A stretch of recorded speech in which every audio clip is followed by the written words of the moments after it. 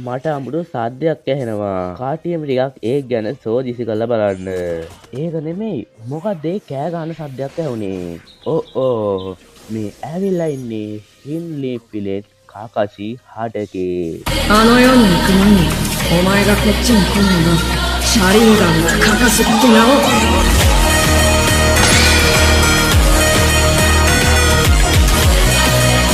千の術をコピーしたコピー忍者のカカシ。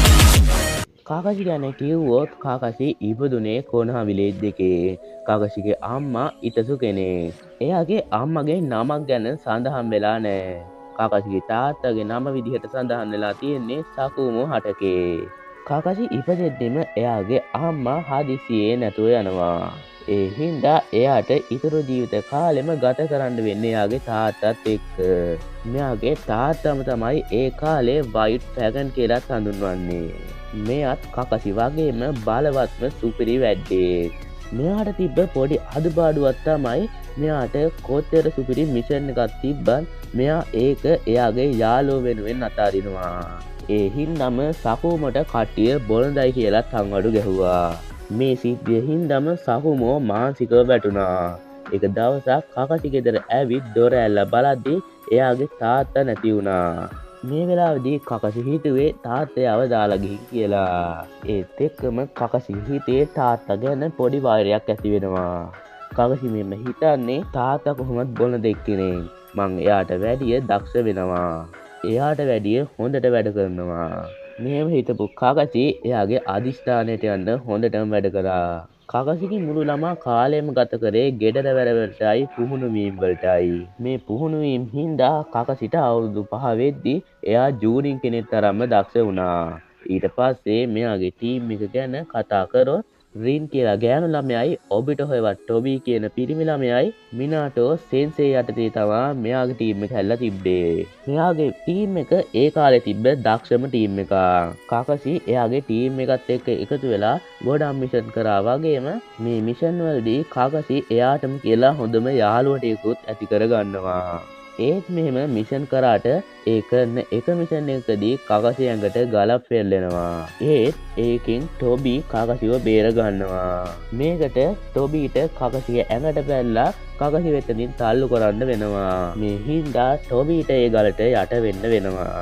මේ හින්දා ටොබි දැනගන්නවා එයා මේකෙන් මැරෙනවා කියලා. කාකාසි එයාට කලින් ජූනියර් කෙනෙක් වුණ හින්දා කාකාසිට ටොබි කාලෙ මුකුත් තෑග්ගක් දීලා නෑ. ඒ හින්දා මේ වෙලාවේදී ටොබි එයාගේ වම් සරිංගන කාකාසිට දෙනවා. ඊට පස්සේ ඒ වෙලාවේදී ටොබි කියන්නේ ඔයා රින්ව බලාගන්න. එයාට කවදාවත් වරදක් වෙන්න දෙන්න එපා. ඊට පස්සේ කාකාසි රින් එක මෙතනින් පිටත් වෙන්නේ ටොබි මරන්න කියලා හිතාගෙන. ඒ වගේම කාකාසිගේ ඔළුවේ මේ වෙලාවේදී තිබ්බා ටොබි අවසානට රින් ගැන එයාට කියපු දේ. ඒත් කාකාසිට එයාගේ පොරොන්දුව ඒ විදිහටම රකින්න වෙන්නේ නෑ. මොකද කිව්වොත් මේ යන අතරමඟ රින්ව කට්ටියක් පැහැර ගන්නවා. මොකද කිව්වොත් ඒ කල්ලිය දැනගෙන රින්ගේ ඇඟේ ට්‍රීටේල් බීස්ට හිර කරලා තියෙන්නේ කියලා. කොහොම වුණත් කාකාසි රින්ව බේර ගන්නවා. ඒත් එක්කම කලින් දැනක් හිටියේ නැති තොරතුරක් රිනුත් මේ වෙද්දි දන්නවා. ඒ තමයි එයා ට්‍රීටේල් බීස්ගේ ජින්රුවකි කියලා. ඊට පස්සේ මේක හින්දා රිනුත් ටිකක් අවුලෙනු ඉන්නේ. මේ වෙලාවේදී කාකාසි ලොකු ෆයිට් එකයි ඉන්නේ. කාකාසි ඒ වෙලාවේදී අතේ චීඩෝරි එක හදලා ඒකෙන් ඇනිමි කෙනෙක්ට ගහද්දි එකපාරටම කොහෙවත් හිටපු රින් ඇවිල්ලා ඒකට පයින්නවා. This beat, pussy you sour. Never giving credit where it's due, cause you don't like pussy and power. Venom.